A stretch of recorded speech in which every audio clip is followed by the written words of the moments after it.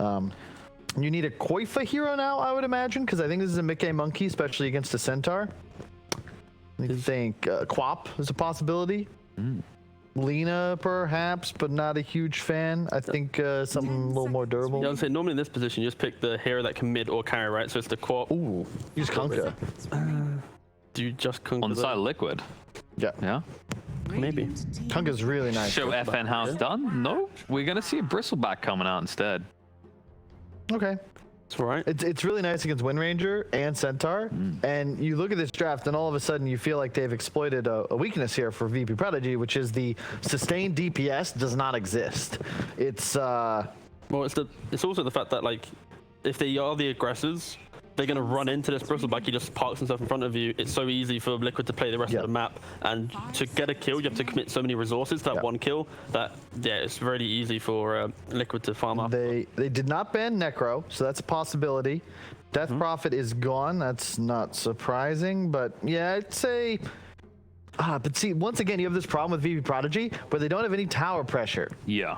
They're all like, yeah. In the start of this tournament, they're all in on the fight, and I was skeptical. Like, this fight is so bad, but then they took so many good fights in the map. The meta has shifted a little bit, and I feel that playstyle. So they then go for the Quap, grounding themselves in the mid lane, giving themselves a little bit of presence, and it's all about those taking those fights. The issue is, their only tower damage is the retaliate on the Centaur.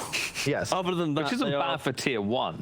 But I like the draft. They have good matchups, but I feel like this is just sort of exactly what we expected. Where Liquid, maybe your cores don't have the greatest, you know, the Quap's a counter, quote unquote, to the MK, but you can actually win this game with Liquid. You can take Roach, you can take towers, and eventually these 3 cores are going to be super tanky, whereas the Quap Ember will always be susceptible to just getting caught out by a Grimstroke ult into a Purge, into a Roar, etc.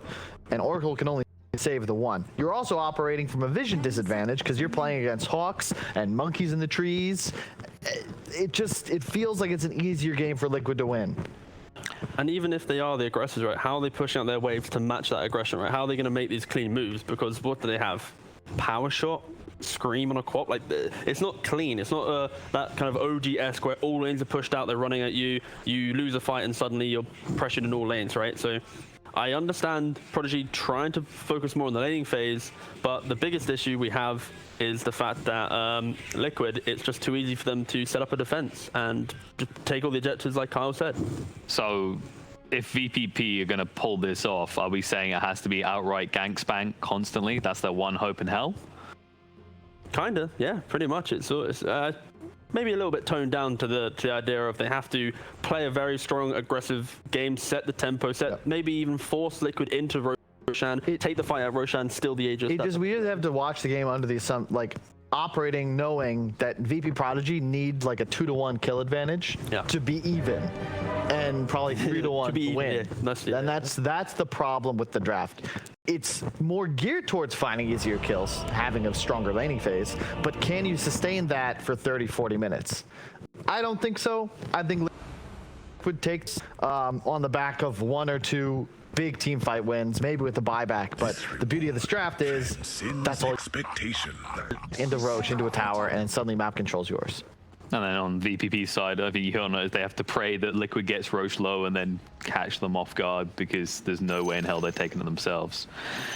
But we'll have to see how this one is going to go down. I'm going to test something because I think we've got our boys ready. We got them back on the line as they are ready to go. And what a way to kick it off. We've got Toby and Cinder and the classic combo back together to start us off with Virtus.Pro-Prodigy versus Liquid. Yeah, I swear as classic as Na'Vi versus Alliance, and just as relative. Liquid versus VP.Prodigy, not the real VP. It's the other VP, as all the greatest teams. The better one. It's like all the Chinese teams, second teams worked, right? That always supersede the original. I think they're probably the team that performed the most over the average expectation in this tournament. I thought VP.Prodigy were going to do really well going into this, but I would probably not have placed them top 3 in the whole thing. So they've been doing a really good job here getting this far. They're playing something They're playing to their strengths, basically. This is the kind of stuff that they've been playing all tournament, which can be a little bit concerning because it also means that, you know, enemy teams are going to be preparing better and better for you. But their execution has just been so good, like they said on the panel, that it hasn't mattered a lot of the time. Save. We'll have to use Wind Run here. Get out. But yeah, if they rely on their execution this draft, this could be a hell of a fun game to watch just from Prodigy's side. Like, this is a style of lineup if you can make it work. But as Kyle was kind of saying too, with Team Liquid, you just need one good victory and then map control is going to really start to be yours and momentum will start to be yours. But I want to see how Mickey goes on this Bristleback. You were mentioning to me before how he had a horrendous game as Bristleback last time he got to play this hero in the Pushka League, and now he gets to play it mid against the Queen of Pain. actually, it was on the other side. The other side, sorry. It was Limp's Bristle, and it was yesterday. But he was playing against Shadow Demon, and I think Liquid, they made sure there's no Shadow Demon in the enemy team. They first picked it, so they can end off their draft with this Bristleback, knowing the enemy team has one counter pick, and feel like he's not too bad in the game because they have the protection of not having to face SD. Now, Bristle has been a little bit polarizing. Like, you go back 2 weeks and teams were like first phasing it, thinking it was insanely strong. And then solutions were found and it kind of faded. And then some teams have been pulling it off here or there, but it's kind of in this spot now where it seems like it's one of the last picks of the draft. And I wonder what Liquid really saw in it here, except we want a frontliner. If there's no matchups here that really shine for me. Maybe they thought it was a mid Ember, and they just wanted to counterpick that with a mid Bristle and force Ember onto a side lane, because that's obviously a really good matchup for Bristle as the Ember mid. That might be a big part of the reason actually that they did it. But they already had Monkey King, right? So, yeah. I don't know. Yeah, they had Cloyf as Monkey King as well. He'd be very willing to go there. Yeah. But how does the matchup really work there with a Bristleback? Like, he's going pretty ham against FN underneath the tower, but he's burned all of his consumables available. FN, one cool spray is not enough. He has stick charges available and the Fairy Fire ready to go. I want to say this is a Quap favored lane. Like, she should just win on basically efficiency, like how much mana she needs to pay to deal good damage. Bristle needs to pay more and therefore has to buy more regen. Queen of Pain just maxing out Shadow Strike. You probably get 3 points in it, honestly, on level 5, and you just keep spamming it on Bristle nonstop. He has to buy too much regen. For now, it's even, though. 12-2 against 12-0. Yeah. But I reckon FN will pull ahead. Really feels like Mickey's too is not backing down from the lane. Like, he wants to play aggressive. Well, how's the off lane working, too? You got Bo3 and Tiger working together? Well, FN just took 5 quills. So maybe not. He almost died. Need to buy the salve again? Yeah. Maybe it's even. I don't know, man. I'm always ready to be surprised. I would have thought that Quap wins. Looks like Mickey's going to be able to afford a bottle as well before the 4-minute bounty runes if the creep wave continues to go this way. And he just had a set of Tango and a healing salve come out to him. FN. Ooh. With a Shadow Strike, that's level 2. Mickey will be fine. It's not a kill, but Mickey has to wait the whole Shadow Strike out before he can use his healing salve. And that means free CS here for FN. Okay, he missed it. I mean, it was free, but sometimes mess up. He'll get the deny in the range creep though. So yeah, it'll slow up Mickey's timing. And once again, like, okay, well, the salve and Tango, he's down to 1 Tango. For all the consumables that Mickey has had, he still can't get himself over 1/3 HP. He's trying his hardest though. Level 3 now. FN has really impressed me lately. I think, like, thinking back over the last 2 or 3 years, he's had like some standout games, but he's just had this tendency of making unforced errors, basically. He's just been so stable. Yep, Ein is dead. Good for Insanius got him.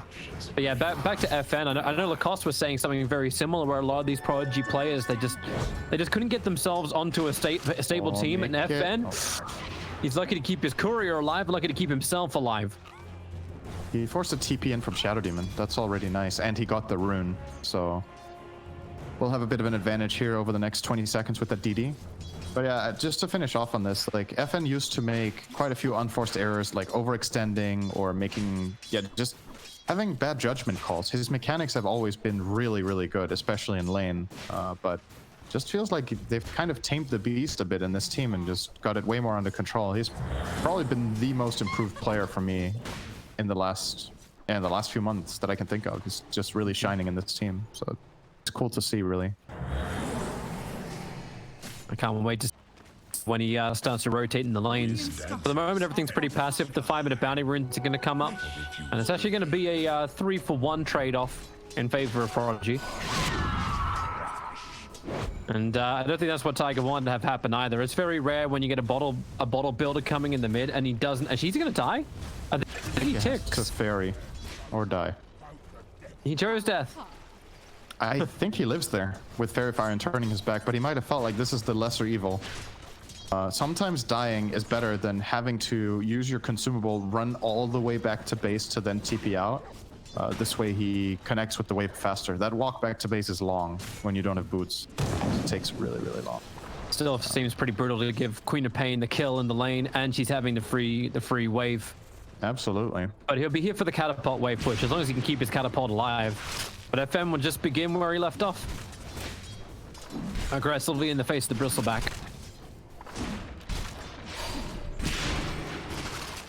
My god, Mickey. How much damage can you take from this? And now the Arcane Rune. Insania will deny it. Yeah, he didn't want to risk that FN just blinks and snaps it in front of him, so... It's not like Bristleback's a good controller. Yeah, there's no way Bristle gets that rune. He's never going to get it. Like, the way FN is playing this lane so hyper-aggressively, he's preventing the Bristleback from pushing the lane. And the way Bristle gets runes from that mid lane is by just spamming Quill Spray 3 or 4 times in a wave and then going to the rune. But he just doesn't get access in here. We've been talking a lot about the mid lane. I want to look a little bit to the other sides too. Sure. Shackle shot bottom. Good reason That's to a good watch. place to look. Boxy's trying to retreat back out again. He'll get to the tower. The immolation's really burning, and FP Kid's Light of Fist has off cooldown right now. So goodbye, Boxy. Good thing to watch the side lane, Sin. Prodigy are really off to a good start here. They're basically winning 2 lanes, and their Centaur top is more or less drawing with Monkey King. Getting his level 5 now. Kokva has clear experience advantage, however, with that level 6. But overall, I'd say Prodigy are probably very happy with what has happened in this early game. Big XP and gold lead already. Yeah. Like, I know the panel was talking about Prodigy's problems, like pushing down buildings, but when you go a lineup like this and you're feeling confident you can get momentum, this feels like exactly the type of lineup you could just push your advantage further and further forward. The push is going to be so damn strong as well. You know what every lineup has, no matter what heroes you pick? You have She's siege pushing creeps. high ground. You have siege creeps. And if you can protect those by being stronger and play the timing just like Prodigy did here, where they bullied Beastmaster out of the lane and killed him and then had a siege creep, you can still get a tower minute 730. So honestly, super good job so far. Getting this bottom tower is a pretty big deal. And I reckon they're going to try to make a move mid-minute 10. That would probably be a really good decision for their lineup, knowing that Bristle is struggling, Beastmaster is struggling. You should have the upper hand minute 10 with a level 6 Centaur. Both your Ember and Quap are monsters minute 10. These heroes are so good right then. Oh, opening time. Yeah, Epic Kid's looking to fight. The Shackle is out over on Mickey, and Liquid bring in 3 players. Epic Kid hasn't left here just yet. And with the arrival of FN under the cover of an Invis rune, he just wants to quickly pick off Tiger. No defensive disruption available. The power shot helping with the extra tick. Ember Spirit, he didn't have to do that, but he did it anyway. And then jumps down towards the bottom and away from the Beastmaster as quick as he can. But while all this is going on, DM has just taken the 2 triple stacks that Team Liquid set up. Oh god. Yeah, the bleed is real.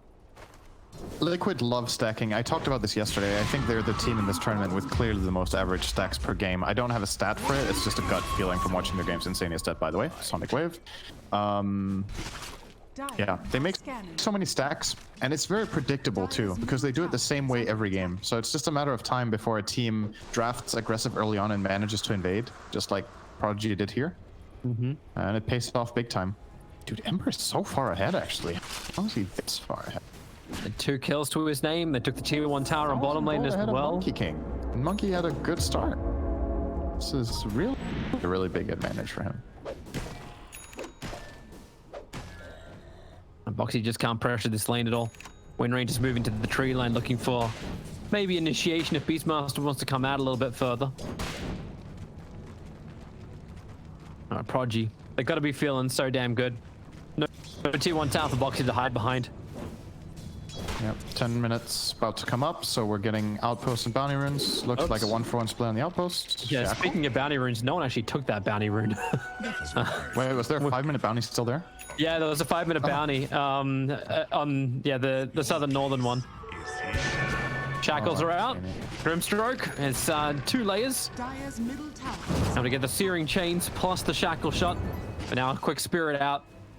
McKay needs to protect these ancients. They can't afford to lose yet another stack. And now that they forced this rotation, Monkey King actually TP'd bottom, and Prodigy saw that. So now Centaur will play aggressive top. He's going to push in the wave and start hitting the tower with his siege creep. And in the meantime, the Queen of Pain in mid wants to try to keep her siege creep alive with the following wave. Currently choosing not to destroy the enemy catapult to keep it alive long enough. Okay, now he's doing it. I think this is a mistake. Well, the creep wave's going to hold it back just enough, as long as he can pull it off. But Mickey, yeah, I think he knows he has to get rid of this thing. Yeah. Mickey can handle it with the physical spell damage. It's obviously really good against the siege creep, so didn't get too much out of this. Tiger's got the perfect trip stack. 3 camps all at the same time. Bottom lane, Ember Spirit, he's in a lot of trouble. Getting caught out. Oracle's trying to give him the extra survivability, and Epic Kid's able to actually have it. Monkey King not in the perfect balance strike, and Hefek comes in. The Sonic Wave mopping up Bo3 and Quoifa, moving into Insania. Virtus.Pro, they lose the Oracle. The Team Liquid's aggression does not pay off. So quick on that rotation. This is one of, in my opinion, the big weaknesses of playing Bristle mid in this patch. If you're playing against a high tempo mid hero like Queen of Pain or Ember as examples, or Void Spirit, their rotation potential is just so strong. Like every time your team makes a move, if Bristle is not a part of it, the other mid hero will join very quickly and swing it in their favor very easily. And obviously Bristle, in addition to that, also lost his lane this game, which I think is understandable. It's a hard matchup. Yep. They're helping okay recover. Like they at least gave him now that the second triple stack that was prepared up by Tiger, so he's now #1 net worth for Team Liquid. But what is this item? What was his money really go into? He picks up a hood, but can you still stand against the Prodigy lineup? Because I'm also seeing I'm seeing a blink dagger coming in from a centaur. So VP, they're gonna smoke up maybe a little prematurely because the blink dagger is only now just getting onto the centaur. I think it's the mid move here. Once again, they want to get. They want Mickey. They don't really want Mickey. They want his tower, I think. But maybe an invasion into the ancient area. The Asian area. I saw Ember Spirit. That's why. You know, it's the lore. Didn't find the kill though. Good read from Bo3 to back out, but they do get control of the area and they get a good aggressive ward down, and this could be an opening mid. They're starting to poke. Yeah, now they get Mickey. Insania gotta wait in the back lines. He's trying to let off a quick little silence to control up the centaur, but and no full hood yet, so just the cloak is not enough. And they can just keep pushing mid. Why not? You built up your retaliate stacks. Your creep wave's coming in as well. Beastmaster's doing the best he possibly can. Bo3 just to force out the bottom lane. We're seeing the circle being drawn as Epic Kid who's the one doing it. Everywhere on the south. I wish to dominate the south.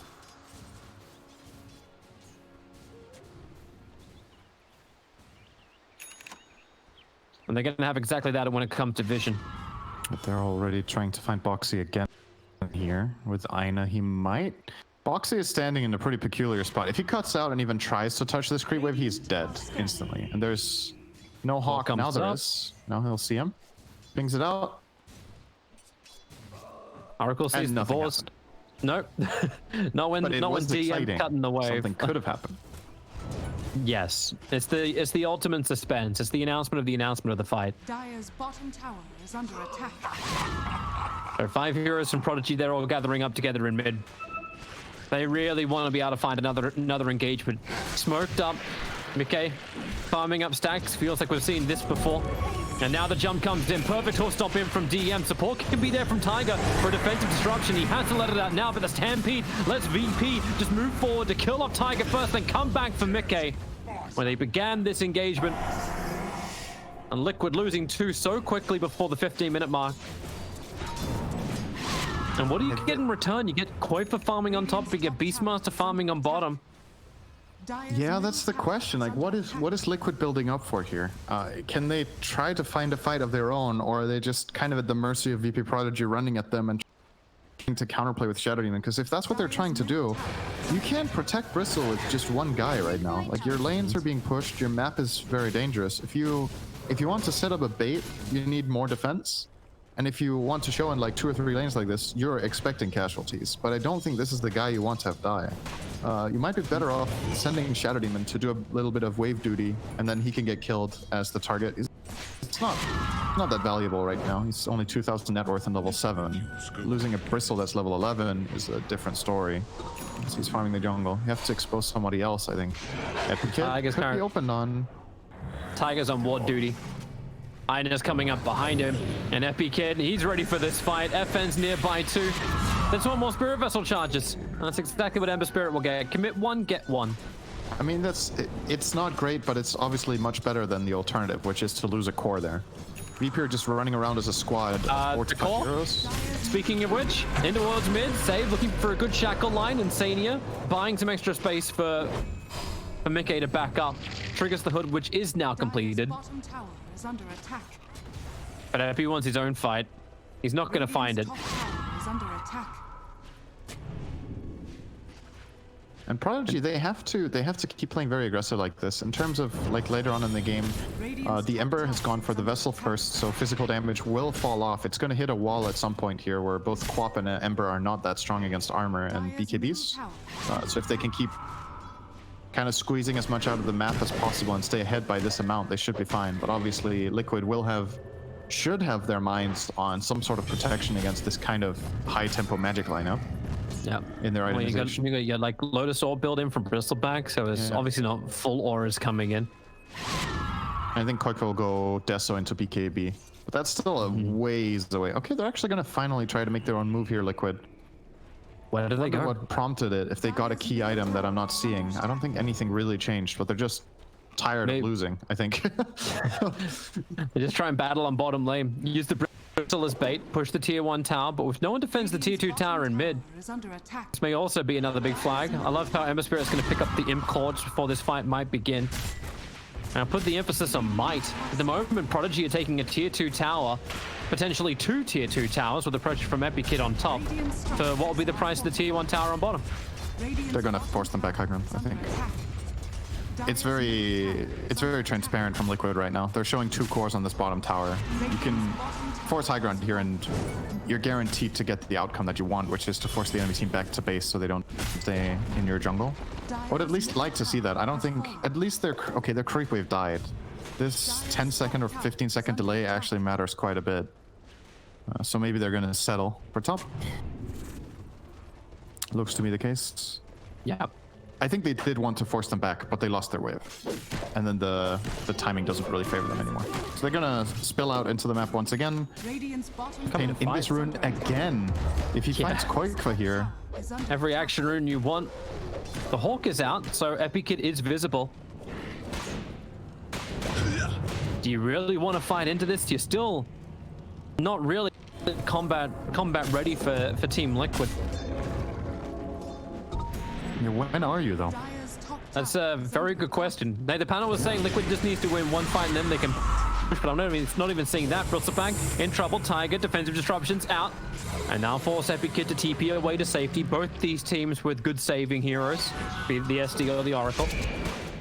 Yeah, they bait out a Soulbind, but obviously it's a lot harder to go in Bristle now than it was before. He got a plate mail and a hood since last they killed him. And if they have protection behind him, I think the math is just different now. That now you can probably protect him with 1 hero instead of the 2 or 3 I would have liked earlier to keep him alive. But at the same time, like, it's always such a difficult puzzle where if you overprotect the Bristle, yeah, he's farming, but you're losing on farm then. Like, then you're not farming enough on the map.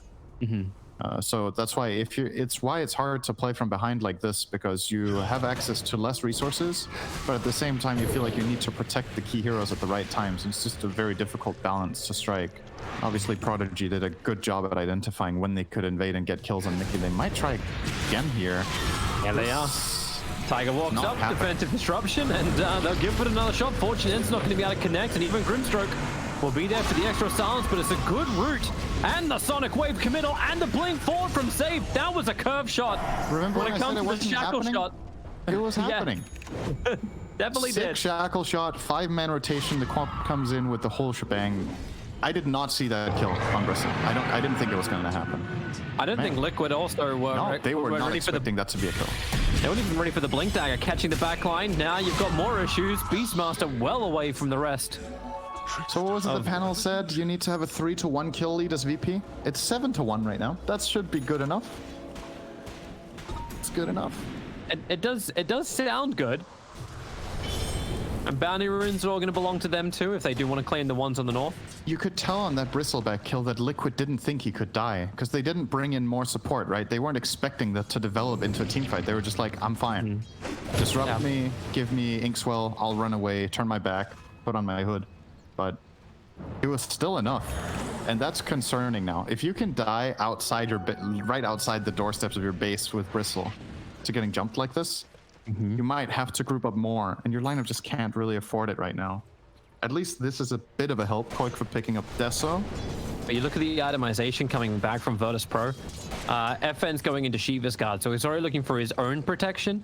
And the BKB is on the way for Ember Spirit. He finished his own Desolator as well. So you asked Prodigy to have answers to the armor buildup of Liquid.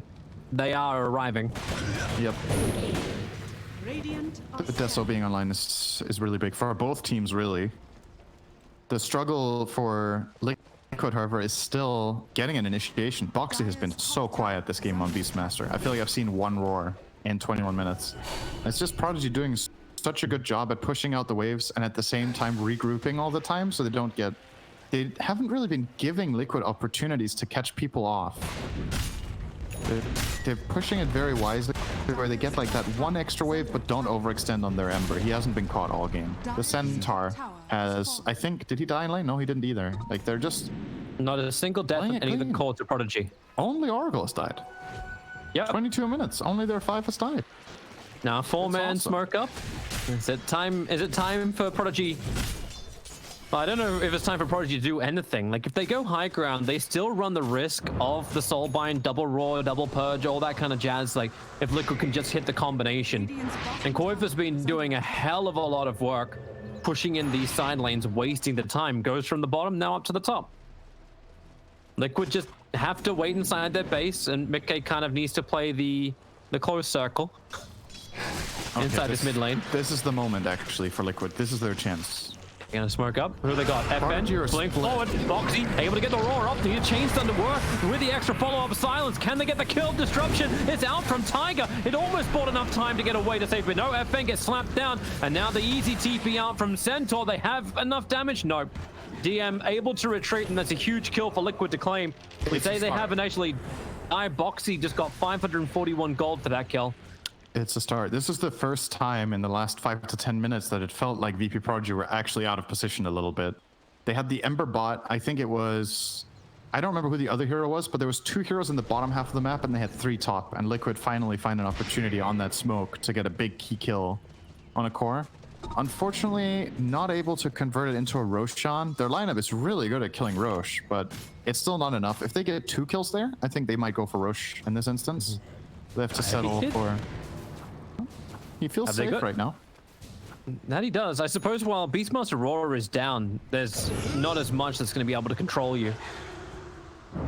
And Purge is also on cooldown too from Tiger. And Prodigy are going to make their own move now in the smoke. I think that one was spotted by Liquid's ward in the river, actually. It was. 100%. They should be backing up right now. Monkey's already, like, you see Koif, he's just turned on the aggression.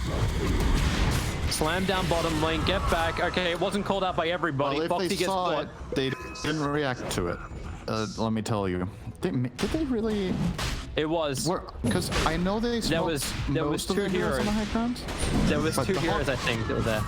The Hawk was not there yet when they smoked, and I think the ward that Liquid have in the river, just barely didn't see it. They smoked right outside the range of it, but I don't think all of their heroes were actually on the high ground when they smoked. By the way, it looked like they had no idea. And this is obviously super good for Prodigy. They get to put their Deso to use to kill Roche. They avoid that the Dire lineup that really wants this and is kind of tailored to have the ability to take this won't get it. And now you have this really big line of safety for your Queen of Pain. Such a great Aegis hero in a game like this. The only real way you die is Roar, and now you're safe from it for 5 minutes. If they can stay protected. I like how SD, okay, yeah, get the hell out of there, Tiger. He's been adding some pressure on the top lane, but Quap just pushes it back. Boxy can send his army to do the same type of thing.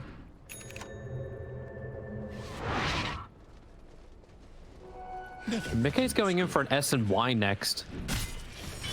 I was kind of wondering, like, what would be the item choice that, I don't know if you wanted to stand or if you meant to have more of a presence as a bristleback, or is it just pure survival? It's kind of a hybrid item. The status resistance is really good on Bristol. He's very mobility dependent as a carry. You get some health, you obviously get move speed. He needs that because he's mobility based as a carry. I don't know what alternatives are really good here. Like sometimes you buy Abyssal, but I don't think you buy it in this slot. You could finish the pipe, but that doesn't feel too good either. It's too late for that. So yeah, Tiger? it seems like solid. Oh, see you, Tiger. Now, there's a quick little stampede to also help out in bottom lane. FN chasing down Koifa. Lets the Sonic Wave go. Monkey King able to get off the tree in time. As FN blinks forward, the now save will arrive. The Shackle flies forward, and Monkey King, who normally loves playing around the trees, becomes his own worst enemy. So Boxy needs to push. Catapult wave. Necro 3 on him. Should help get a bit more map control, P-warding. Is there anything really good to purge here? Wind Run? Dire's bottom tower is Fate under Edict? attack. Push the Ember as much as Flame you can. Guard? Yeah. Yeah, it's okay. It's not like Tower is under attack. insanely good. The Wind Run purge is pretty damn good. But that's also on your support. Yeah.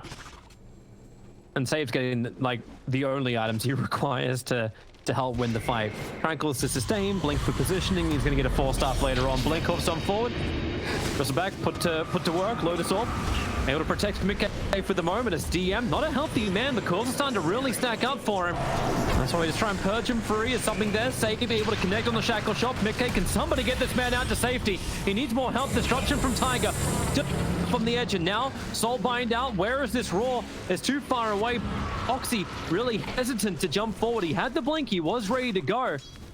He has to play around Oracle the whole time. He knows there's a save, so he kind of needs this double Roar to at least get one target, because Oracle can only save one, not two. But yeah, the opportunity just wasn't there. It was still nicely done from Liquid to protect the Bristle the way they did. They didn't like overextend and force a fight that could have cost them the whole game, but at the same time, they don't really gain anything. They didn't even find a kill or force a key cooldown of any sort. Aegis is still intact. No ultis used on Radiant. So Aegis is intact, but you haven't done as much damage to the mid tower as you probably would have liked. And Team Liquid, thanks to the level 3 book being up from Boxy, he's at least able to send out and look to remove some of this vision. This is the most outside the base that I think I've seen Liquid come. And then back in. we're back to the standard roll. Boxy on one lane, Koifer on the other. Two support sitting behind the Bristleback. It really is a game of cat and mouse. Liquid are trying to avoid fighting as much as possible while pushing out side lanes, but they will suffer casualties once in a while, like the Monkey King dying bottom earlier, or Boxy getting caught in the top half not too long ago as well. It's almost impossible to do this perfectly because the amount of information you have access to is really limited with the current wards you have. The fact that they even have these wards is really good with the limited map control they've had. But these two wards will fade soon, and then you're completely in the dark as Liquid, and then moving out on lanes becomes even worse. So, tough times, really, you gotta say. It does feel that way. But they've come out far enough, you can at least pick up a couple of neutral items. So they got the best one in the world to keep the defense up. Actually, that's the other way. That's on for VP. They've got the repair kit. You got Quickening Charm and Spider Legs for the tier 3 items in for Liquid. Spider legs are not bad on Bristle. Or Monkey, for that matter. Or even Beastmaster, so he can find a roar. Over Cliff's a bit easier. They Beast for now, at least. Aegis is now timed out. It's Just move before time. the 30-minute mark, Yep. and you look for your outposts. It's what Liquid were waiting for this whole time. They didn't want to fight the Aegis. It has now expired, so they want to try to make their move with this smoke. They actually won't get to the outpost in time, so both outposts will belong to Prodigy at the 30-minute mark. Not exactly what you would have liked. And Prodigy have really good position here. The only heroes that Liquid are likely to run into are Centaur and Windrunner, and they can save both of them with the Oracle and Windrunner herself. That's with a the Force very Staff. nice deal for Koiva. A double damage rune that'd love to take a fight here. Off the back of the smoke, but who's your target? FM blinks away to safety. And while DM has copped a decent chunk of damage, he just walks it off. Dire's courier has been killed. Oops. That's not something you want to lose.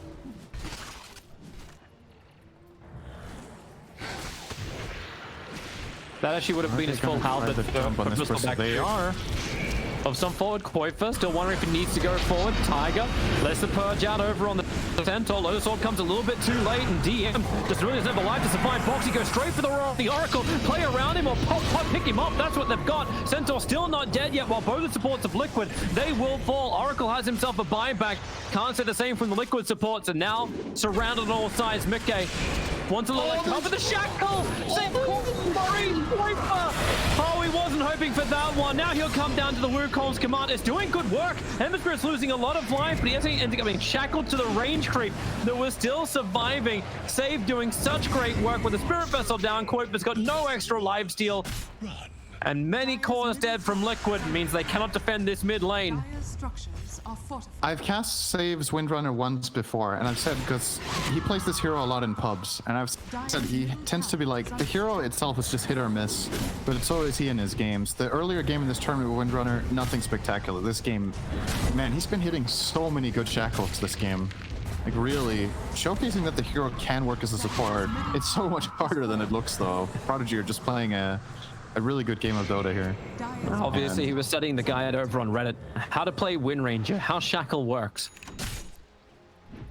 Damn. It wasn't that deep. Just know the angles. What is it, 46-degree search angle or whatever? Yeah, Frog just smashed his head against the keyboard. Okay, guess that's the angle. I don't know. It's just some random number. it can be really, really ridiculous. And now, like, you've got your Wind Ranger going in for an MKB as item of choice. Little over the top. Queen of Pain's going in for a Mjolnir? Sure. And I think what you do as Prodigy now is you were really happy with what you just got. You forced a buyback out on the Beastmaster. You took a big fight. You know you're far ahead. Get the bounty runes. Wait for the next Roshan. It's actually a really early spawn. Just 15 seconds to go. Taiga just pinged it saying, we need to pay attention to this. And you do. Giving Prodigy another Rosh here is probably just the end of the game. Like, Yeah. you're getting just overwhelmed with problems at this point. They need their fight to work. But if you don't get your double roars, if you don't get your combination together, like, how is this meant to go the way of Team Liquid? They're falling behind in everything they need. Dire's top tower is under attack. But with 33 minutes, feels like Liquid needs some kind of hallelujah. Do we actually just wait for? I say we don't have to wait for Roshan. Roshan's up. Prodigy couldn't have asked for it to be at a better time. All the lanes are pushed back, so Liquid will have to just do the big high ground defense of all crazy defenses to have any chance to stay alive in this game.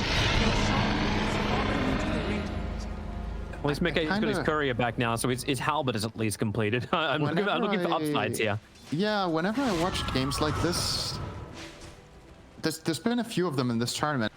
It's always hard from the spectator standpoint to really understand what's going on in the game, but you just have this feeling of, Liquid, you have to try to take more fights than what you're doing. And I know they're hard, and you're probably going to lose, but they've been so quiet all game, not really taking much initiative. And like, again, if I could only see their vision the whole game, maybe it makes a lot more sense. Like maybe Prodigy are just pushing waves way better and having way more vision the whole time, as Boxy will get solo killed by Epikid bottom. Who then just... buyback.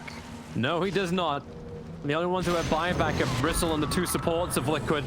And Epikid just gives him the extra tip, and now Bristle's back, also in a little bit of trouble. Goodbye, Tiger, but that's why they have your money. Insania needs to try and clean up the creep wave, which is still also inside the base. Purges are out, but Centaur doesn't care. In fact, most of Prodigy don't care. They run forward. Mickey's trying to build up some cool stacks to get something going here, but now he's shackled to the Member Spirit fake. They are created by Tiger, who FN will now finally get rid of Tiger in the back lines. No buyback for him. They're all gone.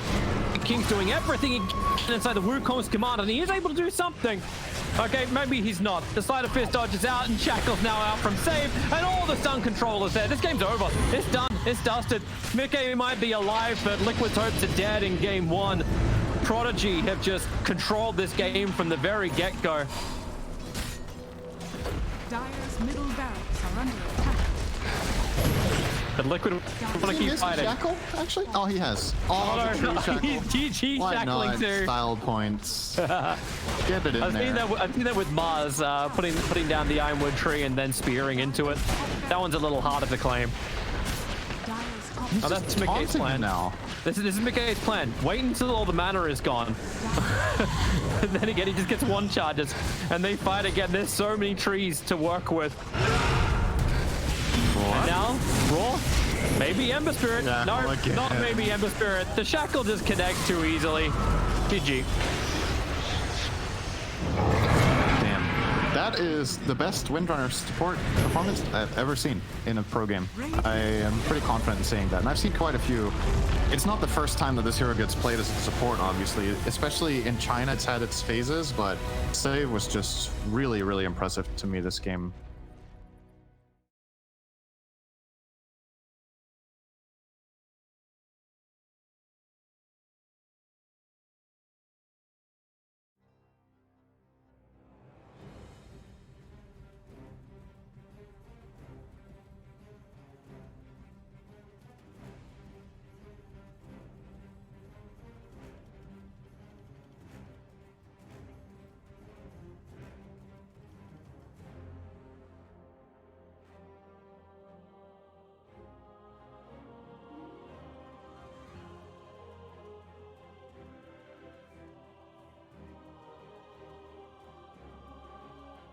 Trying to take advantage of it somehow. They're waiting there on the high ground. They'll immediately burst through the Aphotic Shield. Notail is trying to run. The Smasher's after him. Notail's got the backup of Anna. Mind Control's going to head in. Liquid, they're diving on forward. GH will be kept safe by the Heavenly Grace. Kuro may have done a little tip by this time. Will be surrounded. The four of them take down Kuro. Put an end to his reign across the map. As OG responding in their numbers now in that middle lane. They won't let Liquid get away with this any longer. They still, OG has a very strong way to fight, even in the early game. Even if they do have a greedy IO pick, it's what it provides you, especially when you have a Gyro. Gyro is all about that early fights, same thing with Tiny. And even Timbersaw, but Seb right now, we know he doesn't really want to show up except for the tower defenses. And he's also going to be matching that Chen, who's going to be an early mech. It's actually going to be a mech Timbersaw since they have IO. So this amount of sustain that could come out from OG pretty soon is going to be pretty hard for Liquid to deal with this. Seb, he actually jumps forward for GH. It goes deep. We are going to turn with a focus fire. Seb, of course, has got the max reactive armor. Thanks to that, Shackle won't latch. Seb, continue to back off. Chains out, back over the river. He's fine. Liquid will try and turn their attention towards Thompson, but with Notail by his side, they cannot dive up to the high ground. Seb holding them back. 5 Liquid heroes in the mid lane. Trying to brawl again at the same time as last game. It's 13 minutes in, and there's 9 heroes or 8 heroes positioned around this area. They want to go for Notail, but he's got ulti. Miracle's going to continue to chase this under the Titcher, and they will get it. Seb is trying to turn. The missile is out onto Kuro. Does Seb have the burst? Not quite. Magnetizes out, and Seb has to retreat. Shackle does latch. Liquid. They've got the lockdown. They've got the roll for the kickback. They'll crush him. Liquid. They're diving again. They got a bit of a flavor of how OG was playing in these last 2 games, and they're saying we could do it too. Thompson pops the cooldown. They won't go too crazy. They'll let him live. They don't want to dive up towards the tier 3. They know TPs are coming in. They have to make sure they're hitting the tower because the side lanes are being split pushed. Ana as well as Jerax are actually pressuring these other 2 towers. they're not even going to get this one here. It's down into deny range. OG might be able to deny that mid tower if they choose to do so. Liquid with an overzealous dive there, not losing anybody, but the side lanes giving a lot to that Tiny as well as that IO. And we know the timing, it's all about just waiting for IO to get not only Aghanims, but get that level 15 talent. That's what OG wants. He's diving in. Onto Kuro with the flag as well. Hand of God will not keep Chen alive today. GH will not get TP'd out. Jerex actually TP's in and gets the toss off at the exact timing. And OG's actually not done, as they are still hunting for action. Miracle the focus. Thompson's got a DD. A power shot does come out. Lands on Thompson. A bit too aggressive there, but Thompson will throw down the call down just to clear the Well, the Shackle actually reaches across the trees, but no tell. He's there with a shield. Thompson goes for the TP out. The focus fired it out. The damage is not enough. Thompson saved. A spray on the way out. Thompson will escape. Liquid, it's 9-6 in their favor, but the net worth difference, it's pretty much even. As you say, sure, Liquid, they are bringing the aggression, finding the kills, but space is being given to those important members of OG. Yeah, especially Ana. Halfway to that Aghanims already. Level 11 finished up. He's got the Spirits applied slow, so he can fight as soon as he has that Aghanims, of course, with the talent, but the big one is that 15, that extra Spirit hero damage that does come out. But yeah, look at this immediately. Seb now positioned up top. He wants to push the top tower as soon as Liquid is positioned in mid. And Jerex already looking to set up down toward the bottom lane.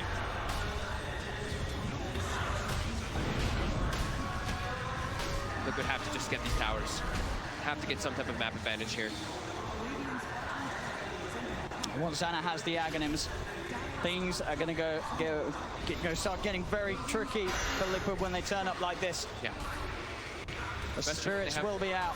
Yeah, and they have Bristle. That's a good thing, right? Bristle can be good versus the IO. If you can get on top of him, the goo, you don't have the highest armor traditionally on the IO, but he's versus an actual counter. Timbersaw, very good versus Bristle back at all stages. Are fortified. It's just that farm game, OG.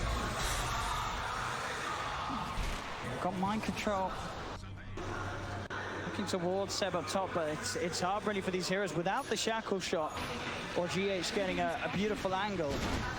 It's very hard for them to kill Seb. It's very hard for them to kill pretty much anybody if they don't have Weehawk. If they can catch some of the supports and the running around by themselves, they can maybe pick them off, but they really need Weehawk for the damage.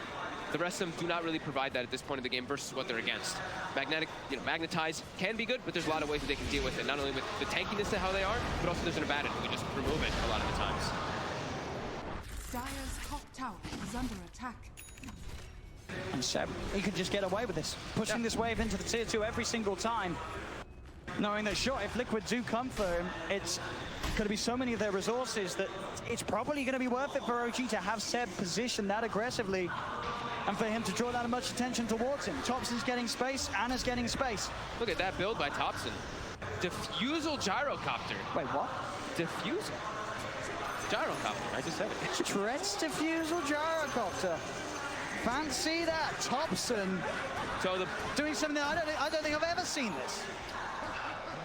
Kind of. I mean, it's interesting because it's going to provide a lot of mana burn, which is going to be annoying for Liquid. Okay. It gives you a lot of agility, and it gives you ways to run around and chase heroes down, I guess. It's Liquid. Different. They've got the kill swap, getting mobile again. They can transition this into a Roche. DD rune on the Bristleback. They've got Pipe. Yeah, they can easily do this one with the Medallion as well. However, OG, they know what's going on. They can look to contest this as well. As do they have the Aghanims finished up? It's almost there for Ana. And they're pinging it. They seem now they're aware of it, but it looks like it's almost too low for them to contest with all this minus armor. And Liquid will get away with this one. And let's see what they can do with it. Aegis, Pipe, they have those early tools to start making moves. Start looking towards some of these tier 2 towers. Ags is complete now on the IO. So Ags IO finished, and we're about to hit 20 minutes. So I'm assuming that OG's gonna buy the tome, give it to that IO so he gets the extra spirit damage. Liquid, they gotta group up and try to get something big here. They gotta catch out these backlines heroes. They really have to get on top of the IO with a nice shackle shot before we got to focus fire him. They have to control and stun the IO. Hunting for Ana.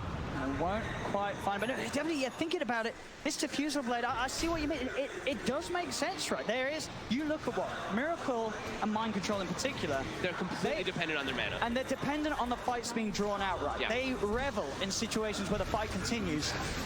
And sure, they can't kill them quickly necessarily, OG, but Thompson, he can burn, he's going to take their mana away, and they're going to be essentially sort of these useless, tanky targets on the front that OG can then ignore and look for the more volatile kills. And he's acting as this like super frontliner. And Bristleback is a hero that if you don't have mana, you don't have damage. So if he's just going to be burning the Bristle, I can see it. You know, I can see it. And he's super farmed, and look how tanky he is. 2,000 HP on the gyro. There's going to be an MKB finish now for Weehaw, so his damage is going to be very high as Sem's getting slowed down. He's got greens available, but he's getting burst. I mean, they're bringing him low. He's got the shield. Now they'll be able to turn. Cooldown's dropped down by Thompson. And here we have it. Miracle. His mana's gone. He's able to pop the stick, get it a fair bit of it back, and he's able to head back in, pushing OG back behind the racks. They're getting a good amount of damage onto this tier 3 tower. Liquid, they push up. On Io, that spirit hero damage is there now. Ana gonna join the fray finally. There we have it. Miracle's mana. It's pretty much entirely gone by Thompson's focus. To look for GH. But he can't get out. There's no mana. GH. He's dead, and now OG.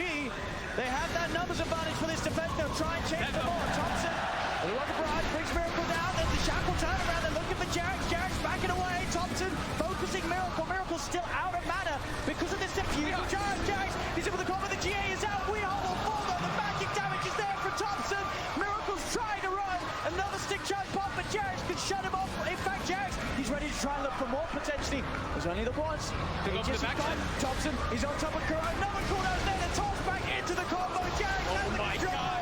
They're all getting picked apart as mind control falls. Miracle is surrounded, and they're able to get this as well. OG, they will hold. And they're even taunting. They taunt him to the dragon. Holy crap. Thompson, the defusal. The defusal. Lane, you don't lane it against him because obviously Oracle just dispels it, but the game is perfectly fine. But do you like the idea of maybe Nature's Prophet in the early phase? Give that push because that's available.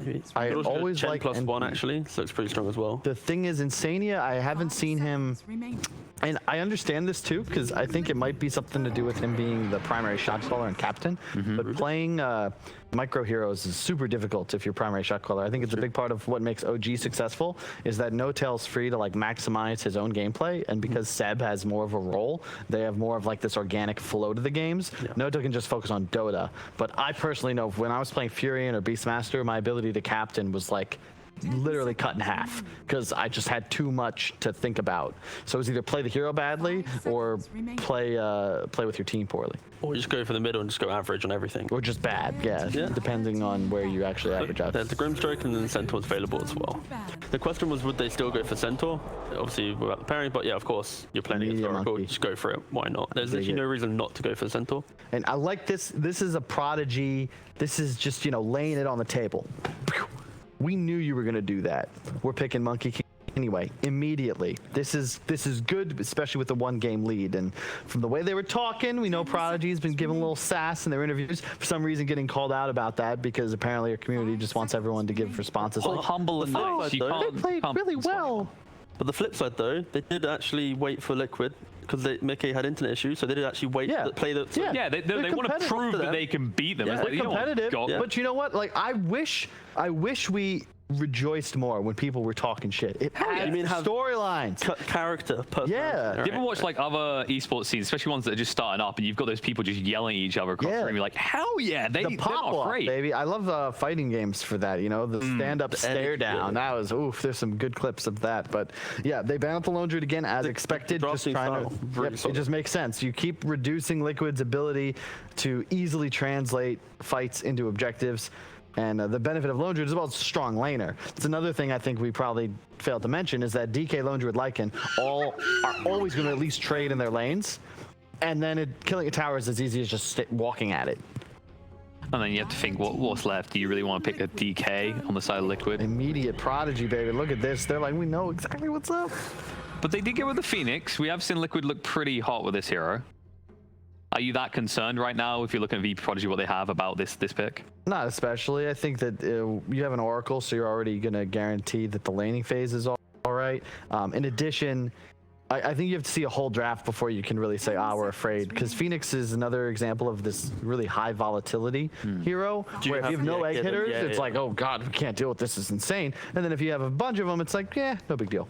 Yeah, because like right now it's like, oh, it's a good Phoenix game, no egg hitter, right? But then see 2 picks left to go. Yeah, Lifestealer, Jug, both options. Yeah, like the reason why VP's drafts are often so strong is because this early Monkey King pick, when they already see the beefy boy offlaner, right? Like again, I'll keep mentioning it against Alliance, right? You have these Centaur, Mars, esque heroes. You pick Monkey King, you know that lane's going to be solid. So even if you have to put him in the safe lane, it's a good lane. Like, oh, unrelated. Do you see the clip of Snoop Dogg being interviewed after his esports team lost? Oh yeah. It's so good. It's like what every pro players wanted to say in an interview. When asked the question, like, "Oh, how's it feel? You know, you guys lost." He's like, "Man, I actually quote it properly, but he pretty much just said, yeah, it sucks." Yeah, it's that was it. Obvious question, sir. Move on to like someone a bit more interesting. This Speaking is interesting. new. So Clinks is another example of a way to isolate and expose dual squishy ranged intelligent support duos. You find them, you blast them off the map. And to win a fight against this Prodigy lineup, you need to be able to find the 2 supports. It's the double cage match strat. Yeah. Monkey King puts his ult down, Clinks puts his ult down. Do you want to stay in Wukong's? Because I got my boys here too. Yeah. It's a cage match. It's a Good point. bloodbath. And that is a wow. Underlord, you do not see this hero very often. That DM, that does not have a stun. So we've got to imagine one of those Smurfs he talked about. Sorry to steal your thunder. Yeah. He probably put in work on the hero. We thought he couldn't play it. He's like, no. That was the next level play. It's like, yeah, you always need stuns. No one will see this one coming on the final day. Underlord, man, this is This is VP's way of controlling the draft when they can't decide whether Clinks is laning. Because the Clinks in safe lane against an Underlord might not be too hot, right? So you put now you're like, all right, maybe you have to put the Clinks mid, you have to pick up a new laner to deal with our Underlord so that we don't have a completely free Underlord game, right? That's maybe the way that you see it. But for Prodigy, and especially when you have DM in your team, you could easily put this hero wherever the Clinks goes. Like, DM used to play this mid lane with these quirky heroes, so it's a nice pick overall. Yeah. I guess you're maybe not as scared in that stare down you just mentioned, right? Where you put down Wukong's, the Burning Army gets summoned. Now you've got an Underlord to kind of bully away the Clinks, All he maybe? has to do is exist, and this game is pretty easy for him. Like, right now, Liquid's damage is pretty much, for like the big damage, it's the physical and Clinks, right? You have all like enabling damage, but it's not your killing damage is physical. So this is why Underlord is so prominent right now. and you pick up a pipe and suddenly Crimson Guard as well, you look yeah. at the Liquid lineup, you just don't have too much raw damage output right now. Yeah. And it's primarily single target from the cores at least. Is the reason we don't see this hero too much because when he falls behind, he just feels like a big creep sort of thing? It doesn't feel like he survives the initial battle if you're not ahead, right? Kind of just it's not really figured out in the meta yet. I think that in this spot it's still solid because you're not picking the Clinks. You're similar to a TA, but with more volatility because you have stacking damage from your Q that like adds up over time, and you're more of like a hunter killer. You don't do as much structure damage, and you're not as durable, but you're still solid, especially I think against a Monkey King. It's a very low armor hero, and it fits with the concept of what Liquid are going to try to do here. I think the main point is what you touched on about the whole killing sports, right? It's a hero that independently can move and waste so many resources, right? So that's why it's so prominent. Or especially in this draft alone. Yeah. We will see the Kunkka, Kunkka's an amazing ban. Like the best ban I think they could have done. I was thinking maybe I wanted to see them pick it, and I looked over and saw the ban, like, damn. They could just QoP again. Yeah, stand. Is there anything else that comes to mind they found? Oh, hello. Another answer to the Clinks. Liquid are going to have a real tough time killing anybody, especially with the Oracle behind.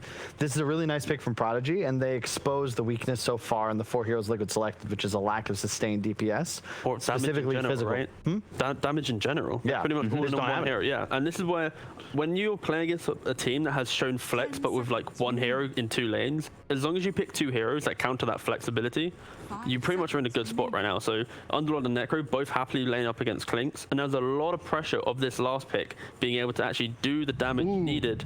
I know to, it's a sniper. Gonna be no. Oh, really? That doesn't look like a cosmetic change. sniper It to could me. be a new age sniper. I gotta say, I'm not a huge fan of that pick here. The laning phase will be great, but I don't like Razor against Underlord at all because you just kind of kite him through the pit, and the Rain of Fire does significant damage. It's max HP based. This is a tough draft for Liquid. And the double link doesn't work either, so it's not as if you get that extra usability from the Grimstroke. But outside of like Root on Underlord, this is pretty much like the freest game for Liquid to control the fights, right? Like the Clinks can get the vision running first. As long as he doesn't get blown up, he's fine. Stampede gets you out. Yeah. As soon as Wu comes out, like the fights just go. No, you're right, because they don't. VP.Prodigy can't make plays. They can't. Like their three cores like are static. just. They exist. They're boys. They just like they go to lane and they do their thing. Meanwhile, your Clinks will just be freely moving. It's the same support duo that we saw them Prodigy play against Secret, where they could play the moves, but they couldn't.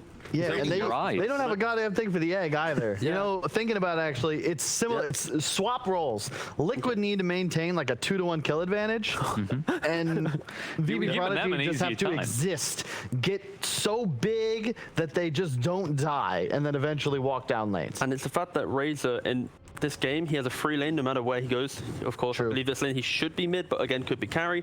He can then make those moves early on, pair that with the Clinks, and whatever lane he goes to, the core will be complete out of place. And you just, I'm looking at actually Liquid, like their heroes can't die. They can go Roshan easily with the Deso and Clinks as well. They have Lift and Pit, and you know, you all mini disables. Prodigy need like a really solid lane performance.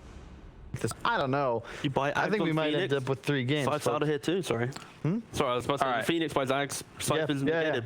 Boys, your eyes have been opened. It sounds like you're in Team Liquid's side. Is that where you could sit? Yes. All right. Well, Carl said it needs to be a 2-to-1 kill ratio, and we'll see if Liquid can actually pull this off and take us to a 2-to-1 score overall as we throw it into Game 2 between Team Liquid versus Bo3.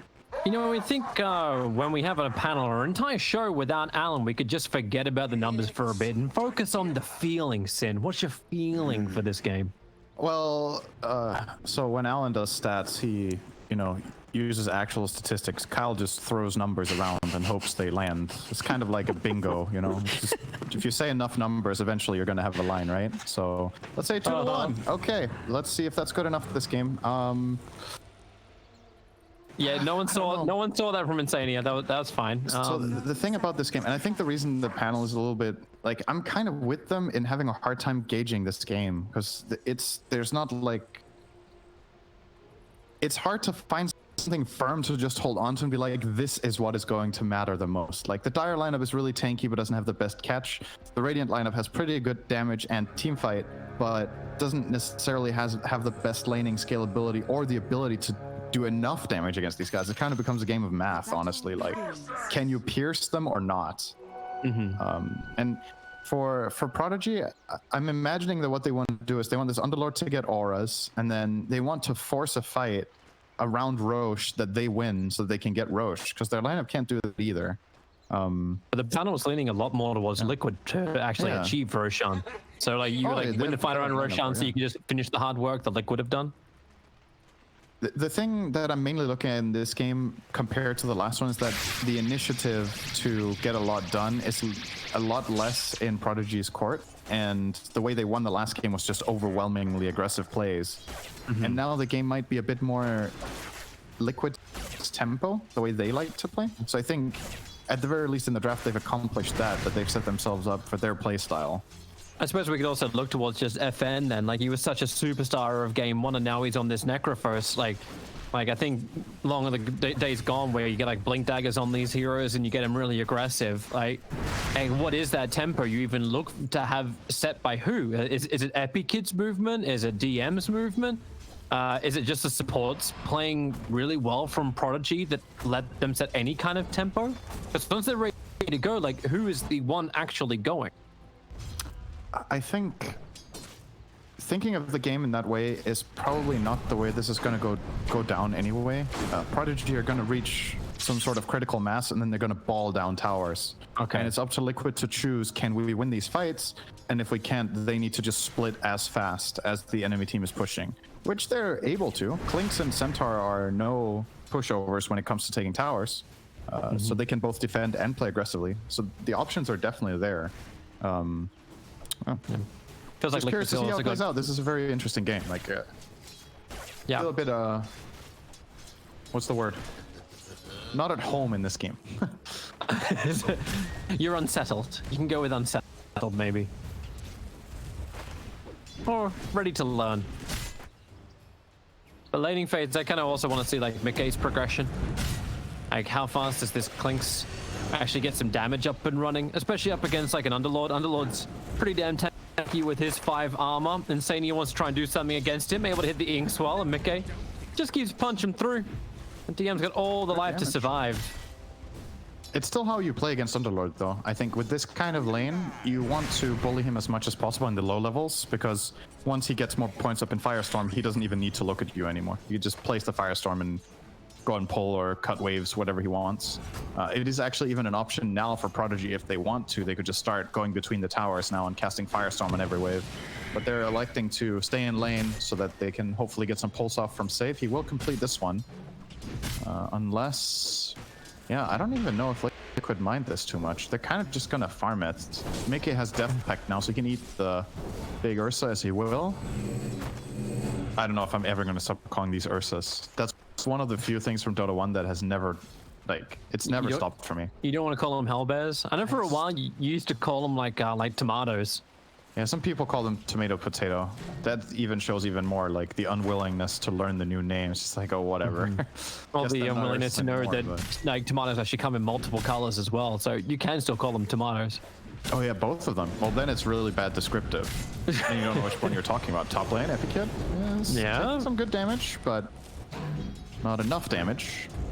It's just harassment back. They know he doesn't have any consumables left. He bought the Orb of Venom. In fact, this safe lane of Prodigy has nothing now that salve has been burnt left. Everything is gone, but Epikid's got that innate ability to hit 4 stacks up, slap on down, and Tiger's doing everything he can to just dissuade them from fighting. Mid lane's pretty even, 21-7 versus 8. Okay, maybe not that even. 21-8 versus the 19-3. I think that's pretty good for Necrophos, as far as I'm concerned. This is a Razor lane. Even when Koifa then gets the regeneration rune as well. I mean, that'll add That'll a bit of salt to the wound, but the wound isn't that they want to go on top? I mean, he just did a 0 Spirit's damage. flying forward. Ina's in a lot of trouble. And Tiger's got the tick damage. Even Epikid, all that regeneration that was never used because it wasn't there, means that the Tiger actually gets a double kill in this off lane of Team Liquid. And then Mickey goes for bottom lane.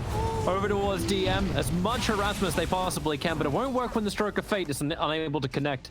Fire Spirits are so good in lane against Monkey King. I think if there's one thing you really don't want to face as Monkey in the safe lane, it's a support that has attack speed slow. The two worst matchups are this Phoenix and the Jakiro. It's just so hard if you can't get your stacks off. And we're seeing it there that Tiger can easily pressure him. As soon as the Fortune's End has been used, you can just lay Fire Spirit after Fire Spirit into this Monkey King. He can't fight back. Like, there's just nothing there. Might even see Epikid just maxing out Tree Dance because of that and just start semi-jungling, just push out waves and stop playing the lane because it's too complicated. That's a pretty sad day when that has to happen though. Yeah, you really don't like that as Monkey King. I think it's part of the reason this Razor pick is actually very good is that it doesn't allow Monkey to go mid. Like, you don't want to face the Razor either. And you could have put the lanes differently from the start with Monkey mid and Necro top, then Necro gets to face Centaur, which is really good. But I think they're concerned that the Monkey King's game is just too bad. So you kind of have to settle. I'm loving that game sense from FN. And he's going to get static link now and have to be forced back underneath his own tier 1 tower. But Liquid actually TP'd in the Grimstroke to try and be involved in this. And Tiger moved down as well. And all he did was just have to back up, then gets to plant down the fresh Observer Ward so we can see if that rotation will come again later. Sorry, it was just funny watching FN try to CS with minus 22 damage on the top. He's like trying his absolute hardest. If I hit it as late as possible, I will get it. It's just perfect timing on the attack and deals 0. Like, why are you even trying? What's the point? Should it actually get to 0? Like, he was minus 21 damage. His attacks doesn't do anything. He was really trying to last it. That was funny. No, it just feels a little harsh to actually drag someone to 0 damage. Welcome to playing against Razor. It's very annoying for some heroes. Very annoying. At least he's getting levels. And net worth-wise, hilarious enough, FN is ahead of the Razor. Only just. Yeah, it's not bad. But he is ahead of the Razor. And now moves beside. Has he got enough damage? Koifa barely alive. That one last attacker won't be enough. 50 HP will survive, even keeping the agi treads up. That is still not bad though for FN. He forced out a salve, he sends Koikva back to base, and he will get probably a wave and a half for free as his reward here. And yeah, he traded off Health too, but he's got 2 points in Heartstopper, so he will be getting this wave now. There's the tip. Give some sass, please. He's number 1 net worth on the field. He is winning this lane as Necro against Razor. That's really good, I gotta say. I don't think this is how this lane goes, especially not considering Liquid probably agree when they last picked the Razor into this, that they felt favored in this lane. But Now the funny thing is too, like the numbers that Kyle throws out, it's like, hey, they need to have this many kills ahead of them. It's like, well, you gotta remember that in Dota, kills don't always matter. And you just stay ahead in farm. Razor, you'll get the DD rune. I thought save, he started the attack and I think he early cancelled. To deny up the rune. And DM's gonna be sent all the way home. But he's fine with that, and he pulled the wave up, let the firestorm go, and then farmed up a wave and a neutral camp. Doesn't have as much net worth as Boxy, but still got a lot out of this offlane. Dire are scanning. yeah, and Underlord always has the option. It's kind of a strange hero in the sense that he doesn't really win many lanes. And he has a lot of lanes that he loses horribly. But if he does okay, it's actually one of the better offlaners to do okay with, because as long as you get this one item in the Soul Ring, you can go farm jungle camps, you can push out the lane with minimal risk, and your net worth is extremely high value because all you want to buy is auras for the team for your hero to perform. So you can skip a lot of items that other offlaners kind of feel like they need to function, like mobility items, upgraded boots. Epic Kid. Oh. They just talk. Sentry wards down everywhere. Stampede has to be useless. Not enough mana for a hoof stop. Actually, he does have the one charge as Monkey King can't dodge it. And with the damage from Clinks, well, then again, maybe from the Boundless Strike, it could be Clinks who's the one to go down. FN came in so quick to be part of this fight, and the Centaur just continues to tick out. The Death Pulse is chasing him. And in fact, the heal from Oracle is now helping Centaur a little bit to get back. So now Razor can arrive, and we turn back the opposite direction. Static link it up. FN will get his TP out to safety. And Tiger has no extra control to really kill off the Oracle unless Oracle turns around and then just disarms the Razor. 95 stolen damage. Hit what? This is really smart from Koifa. He'll need Tiger here as well if they're going to actually claim the outpost. And Tiger, Icarus dies forward, but Monkey King's going to be there. Same with Save for the pick up, but they do get the outpost, but a little too late. It's 150 both ways. Boxy will TP in, but nothing to connect on. They already disengaged. And also, Nice response from Prodigy there. Not really what you expect to happen in this game, that a Necrophos is quick to rotate, but he did, and that was massive. Getting those 2 kills, especially Clinks to me in this patch, it's like, it's a ramp-up hero, right? You Death Pact, you want to find these kills to get the free damage, and if you make rotations and get stopped in your tracks, it feels like you get set back so much. Most other carries at the state of the game will be happy to just hit creep waves, but Clinks doesn't do that. Like, he's bad at pushing. He really doesn't want to. Gonna try and fight bottom. Catch out the Underlord. Extra slow is provided from Insania this time around. And a static link steal, not exactly what Rubik wants to have, and also keeping his offlaner alive is what you really want to have. Yeah. 1 point in ulti there and DM lives, but I think you want to max out Firestorm this game. Sometimes I've seen Underlords actually skill ulti on level 6, but I don't really like that choice most of the time, and I don't think this is one of those games where you're like, absolutely should have done that. Necrophos is going Blade Mail, so getting some armor against Clinks and Razor, making himself a really, really bad target. At the same time, it's not really a mobility item to any extent. It's not the best ramp-up item in terms of farming speed. It's not terrible either. It's obviously really good on int heroes nowadays, but it's not what I expected. I thought FN might go for something like Yules into Radiance in this game and become really big with the lead he has, but he's aiming for mid-game timing, it looks like, with this Blade Mail, and right now he's the strongest hero on the field by far. Like, nobody can stand up to this Necro right now. Boxy's on the hunt. Oracle. Oh, he needs to stun right now if he's going to kill him. And oh, he does. Stun's able to connect. Koi for Insania. That is a very long smoke rotation to come to the Disarmed tier 1 himself tower. with the bug on him. That's annoying. Oh, what are you gonna do? He is buying some time. Yeah, he is. It's buying time for the tier 1 tower on bottom lane to get taken down. Even false promising. Every other bit you can do just to mess with Team Liquid. I know we'll do it. He's still kicking. Dude, that's How long pretty did it good kick? space. That was like 15 to 20 seconds that he bought overall, and that lets FN hit mid tower. He's gonna go and farm the side, camp to the side. They get the bot tower as well. Like overall, pretty good trade, I want to say, for Prodigy. At least it was a death pack kill for Mickey. He really wants to keep building up. Yeah, I think he was actually probably a little sad about, I think, the fight inside the dire jungle before his death pack ran out just as they were starting the fight. I didn't see a creep nearby or...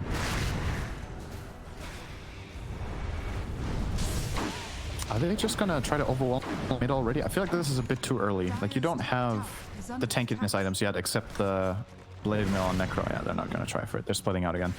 Underlord, by the way, going ATOS. This is the usual offensive build on this hero. Obviously, the combo is you put down Pit of Malice, then you ATOS the guy, and then Pit of Malice snaps again, because the interval will overlap pretty much perfectly.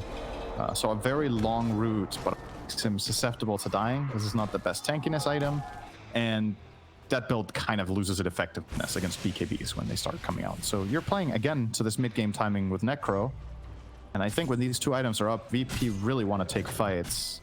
I thought it was going to go Horus this game, actually, and not go for the catch, but they feel like they need it. It's like just no auras at all. Not yet. They will definitely get them. Don't you worry. They will get auras. There's no way you play this strategy without getting auras. Is Epic Kid looking for his own fight down here on bottom lane? I don't think against the Clinks he decides out. Maybe not the best thing for him.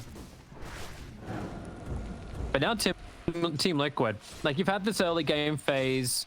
Like, they obviously don't know what we know about, like, Necro having so much net worth than everybody else, but you've got to feel good if you're Clinks or if you're Razor. That's your two cores with really good farm. Item progression moving nicely.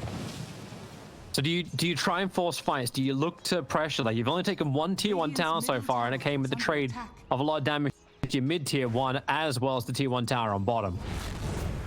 Like, can you push? Can you force the issue before a Prodigy are ready with auras or ready with combination items?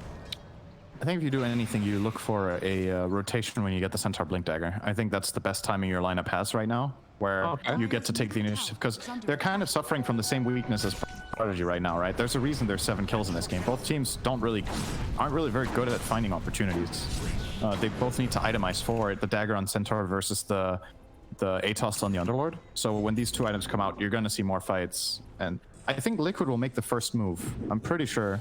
Straight after this dagger is up, you see Boxy's just kind of scrambling to get it. He's digging through his entire health pool, farming jungle camps, and then he's going to retreat to base. The timing's pretty much perfect here. He'll get just the amount of gold he needs from these wild rings. And Tiger's made sure the top lanes continue to be pressured out as well. DM's trying to play the same battle as well. This way, like, Prodigy can't just shove in the bottom lane and have, well, no more space up on the top.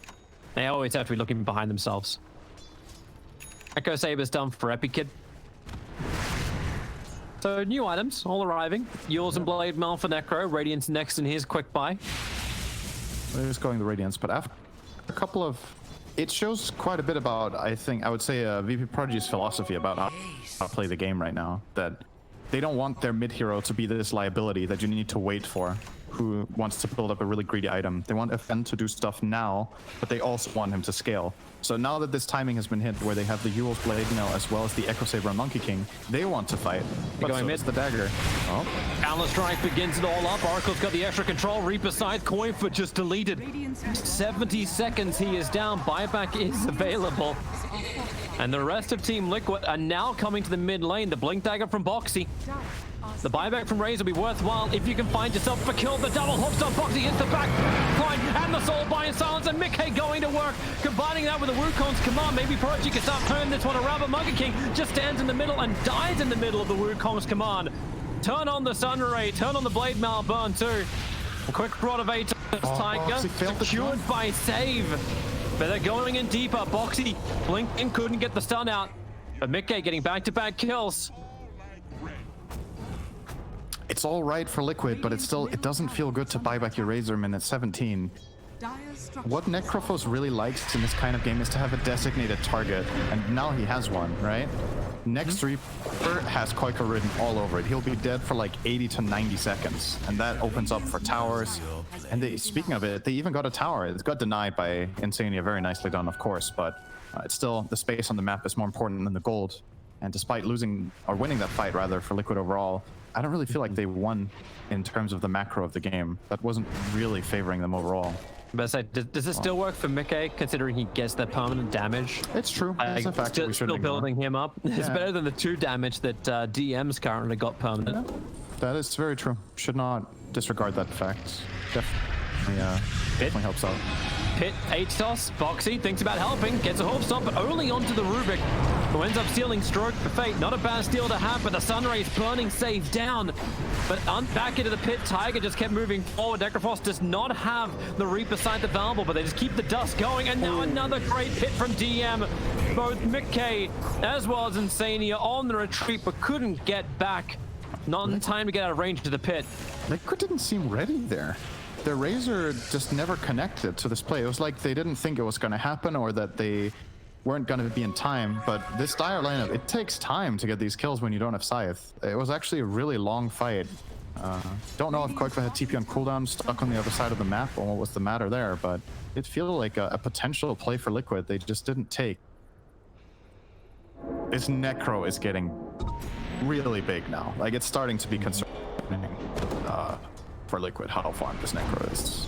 Well, now Team Liquid bring the numbers, Under attack. but they don't bring the Razor. But He's now not they're there side. just yet. And now hoof stomp forward. Boxy gets the initial jump over on the Oracle. Tiger wants to help out too. Disarm. Oracle to try to get him further out of here. But the pit, the control, Centaur, he needs some extra help. And the Reaper Scythe will take him out for a minute. Tiger also on the retreat. It looks like, yep, Prodigy will have to move outside the Wukongs. But still, Koipa not there. What? He's farming the top lane. He's trying to get to his BKB, but Liquid were the ones who started this. What's happening to Liquid in this? Dire's top I want to say today, but they've obviously had some good moves earlier this game. It's just this jump, Centaur jumping the Oracle in the middle of the forest with nobody around him to help get the kill. And now you may lose Koipa anyway. He's got a Eul Scepter available. Starts with the Static Link of the Monkey King, forcing him away, but it's the Rod of Atos into the pit. He'll hit the deck, rooted once again. Mickey can at least pick off Ina. But is Liquid that are getting really... outnumbered in these plays. They're getting punished for Razor being on the other side of the map and getting... Remember, this was their choice, right? It was Boxy jumping in on the Centaur. He jumps the Oracle with no allies around himself. Oracle will not die to a solo Centaur at this state of the game. Saves himself easily. Rotation comes in. Prodigy are the ones who have the outpost, so Koikva can't connect on that. They kind of just overwhelm them. That looked so easy for them. I think when Centaur jumps, there needs to be a Clinks on the money right away to follow up so they get these kills done. Like, execute the kill straight away and snowball from there. They're a bit too separated, in my opinion, in their moves right now. Gotta I think Tiger might also be work dead. more as a unit. Once he's got the couriers bringing in the extra tome, welcome to level 11 and welcome to Mickey actually going over towards the Rubik. Turn on the Sunray and they're going to work with the Burning Army to kill off Safe. Oh, Epic hit Monkey? is... Oh! First dive. Wait, they see him? Mickey, where are you going? Oh, he just wants out. They don't want to take this fight. That's The rest actually a of really good call to moving down. disengage. That is a super good call, and that is not easy to make for Liquid in that moment. Because it's so tempting, you know? You cut Monkey out of the tree, you're 2v1, but they identify they probably can't get that kill in time before help arrives, and then they would both die.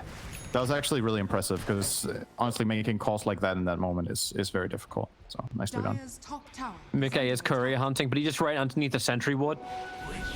There's another sentry ward too. He's in between two of them. That trigger the dust, and now Mickey, they burn off the Wukongs and drop the Reaper's Scythe, getting the kill before the Scythe is able to arrive.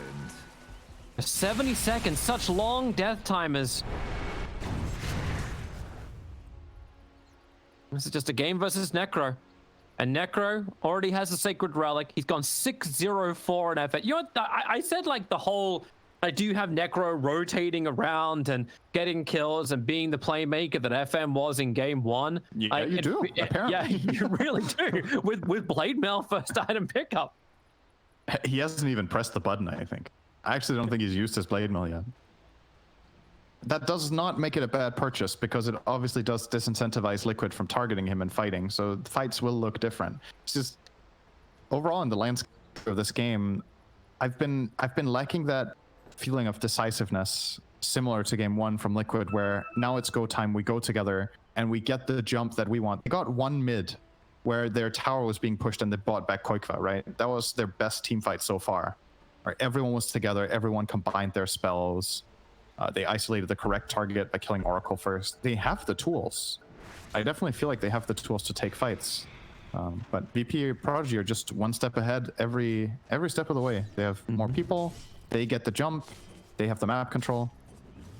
And a lot of it comes down to towers, right?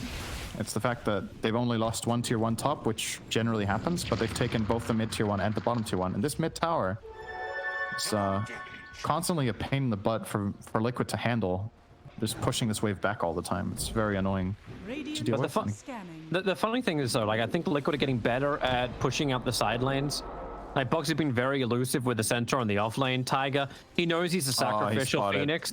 Yeah, he knows he doesn't survive this. You put down the spirits. Monkey's just waiting for an extra little bit of help. Underlord will get the perfect control, or will he? Icarus dying. Phoenix gets the TP, and that's a huge waste of time. Oh. They definitely misplayed that. Epikid actually stuck close to him, and as soon as the Pit of Malice came down, he got cut out of his tree, so he couldn't stun. That was heads up from Taiga, but also probably shouldn't have happened there. There you go. You'll take that. Both teams are smoked up. Yeah, it's fine. It's no lost rapier. True. Oh my god, he has Radiance. He is so farmed. It's a big boy. This is the ball of Prodigy being online with that Radiance done. Like, you don't even care about the other auras. Oh, and they are gonna Monkey, they found Boxy. Start with the Boundless Strike, follow up with absolutely everybody else. Atos control, Boxy triggers up the hood, triggers the Stampede. They'll send him up and towards the air. As only retaliate the goal stolen from the Rubik. He wanted more than that. They actually didn't have Reaper ready. I'm sure they did. So yep, they had to just delay that. But yeah, Boxy caught out again. I don't know how quickly Razor just moves to the opposite side of the map. It's like, just get away from me. I haven't finished my BKB yet. And Razor is the #1 net worth hero over on Team Liquid, and he's got Yules and an incomplete BKB. BKB. I was hoping you would have a field day with that one. Come on, I haven't slept in 3 months. Same for Bulldog. He hasn't thought in a year, so it's fine. Let's not bring him into this. I know this is former Alliance. It's his meme, I think. Oh, is it? Oh God. Oh, I'm sorry, Trent. Radiant's bottom tower is under attack. See if this bottom tower gets defended at all by Liquid. They don't seem interested, and I think it's completely fine to give up this one. I think the positional disadvantage is way too severe right now. Prodigy have placed good wards. They have a super fat Necro in front that they can protect with Oracle. So just shove into this tower, and Liquid will try to push out mid and top as fast as they can. But they don't seem confident with getting this mid wave out of the way. This should already be in the enemy tower, ideally. Monkey King is setting up, though. Yeah, they're chasing into Boxy, but Boxy, okay, he wants to go in. There's no one else there with him. It's the same again. Yep, Boxy just has one thing on his mind, and that's fight. Raids out the pit. Oh, again, DM controlling him up, and Koifa does not have to burn the BKB just yet. Same BKB also just flew in for Epikid. He is very much ready to fight. So what was really burnt from that? Like, you lost Eye of the Storm on Koiva. Right. That's kind of it, but now Prodigy push the mid lane, Necro. A pretty big target underneath the tower. They're focusing him down, but the false promise. Oracle didn't get stunned in time, so he gets it out on the Necro, who will also be Yulsed into the air. Does anyone else want to follow up on this? Necro is just saying, I don't care. FN, now the Reaper's by 3. Razor dead for 90 seconds. No buyback is available. They'll clean up the burning army. Oh, he And didn't Prodigy will keep the account. push going. He didn't account for the boundless. No Gets BKB. stunned out of anywhere and then Reaper there. There's no save in his lineup this time around. Liquid have got so accustomed to playing with saves, but they don't have that Shadow Demon. They don't have that Oracle this game. People exposing themselves to getting killed can die. Oh boy. Yeah, It's that's looking painful. rough. It's tough, man. I think this mid-tier 2 tower and bottom tower will both be claimed by Prodigy here. They have so much time, 50 seconds still, and they know Razor doesn't have buyback. If they saw his inventory and saw that BKB, there's no way he has that plus buyback right now in the state of the game. Not a chance. Insania needs to get down here and just nuke the wave as quick as he possibly can. Protect the high ground. It's a catapult wave. I think Mickey just, like, he just goes pop. I'm like, oh, fine, I need to get out of here. I need my Desolator. I need my damage. Boxy's trying to get a halberd up and running, but I'm not even certain that's going to be enough control. This is just all coming up Prodigy once again. But Liquid do have good delay. The split push works well for them. They've got good wave clear.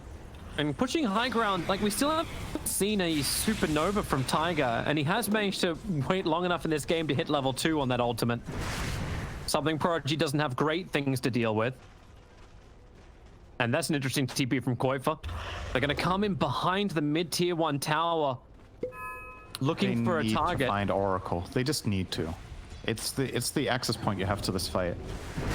They're wrapping all the way behind, and Oracle is going to be there, but I'm seeing 2 couriers coming in.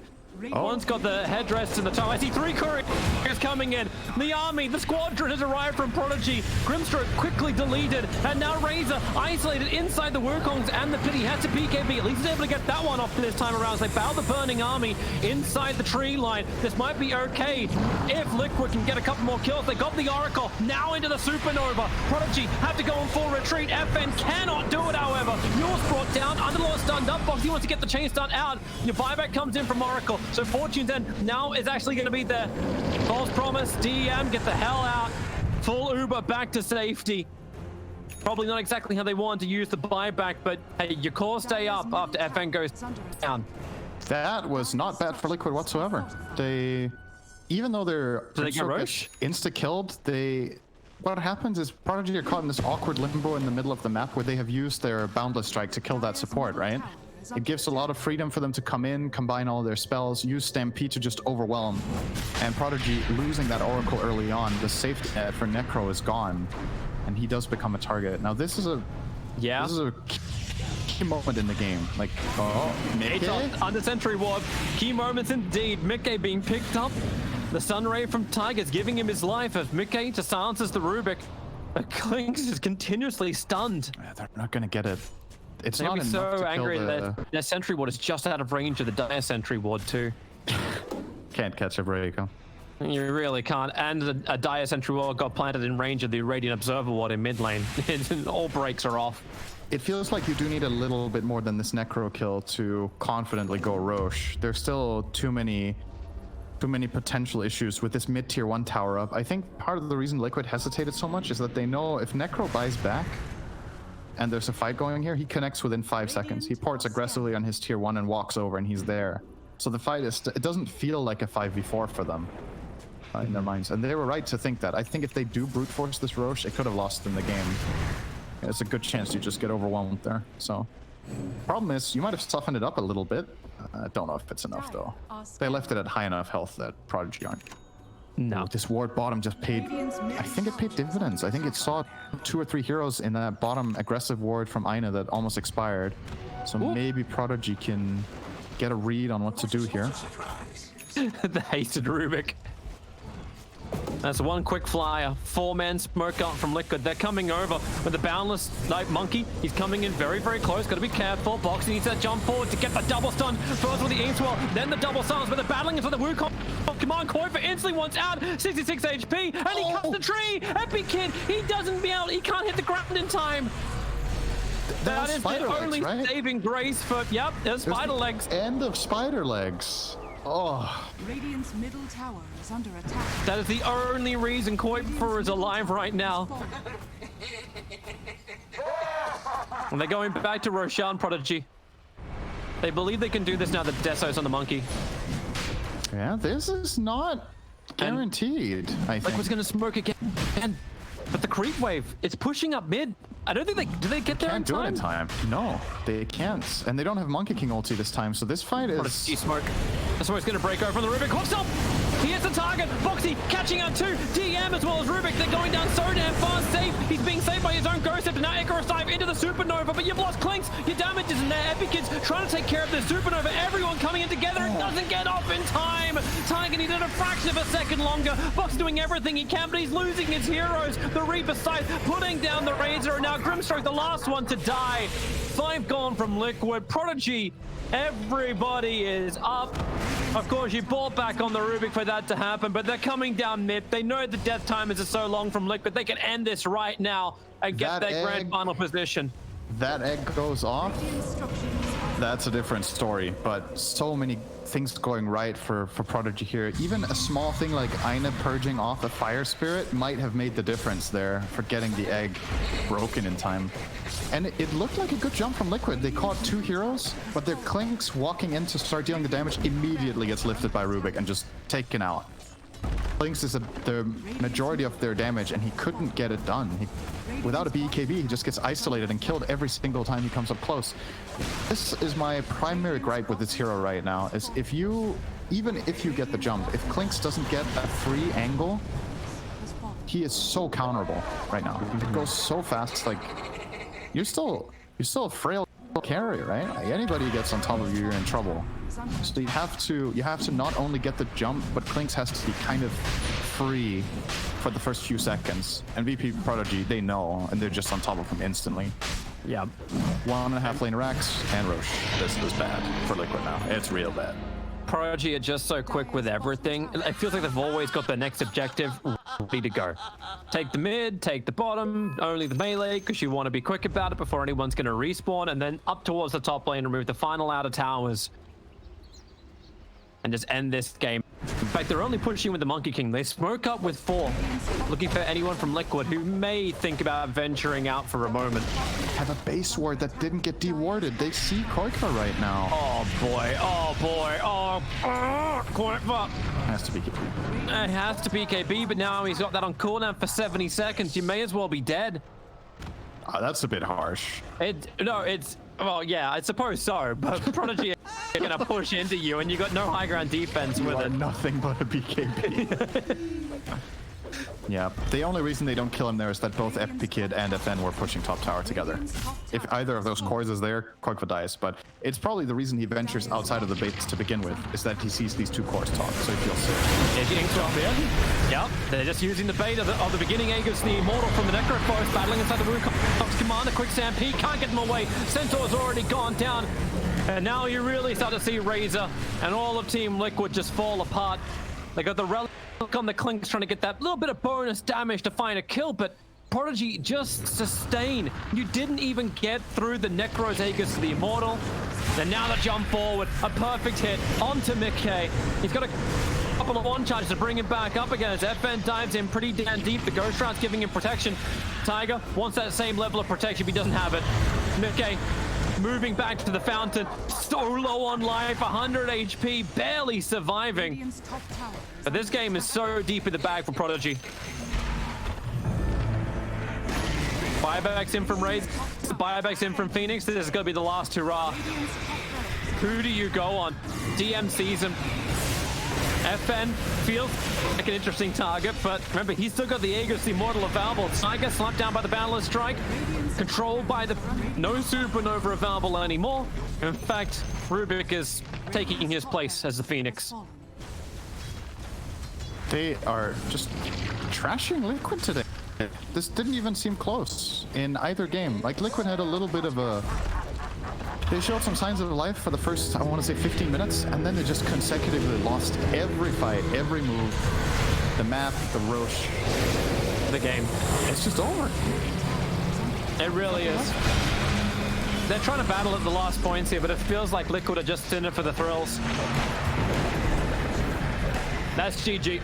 Prodigy You know what the best thing about this lower bracket final is that the grand final should be a hell of a lot better. Because Team Secret may actually have a team coming in there with big confidence to battle them. And Prodigy definitely want to get revenge. They did get beat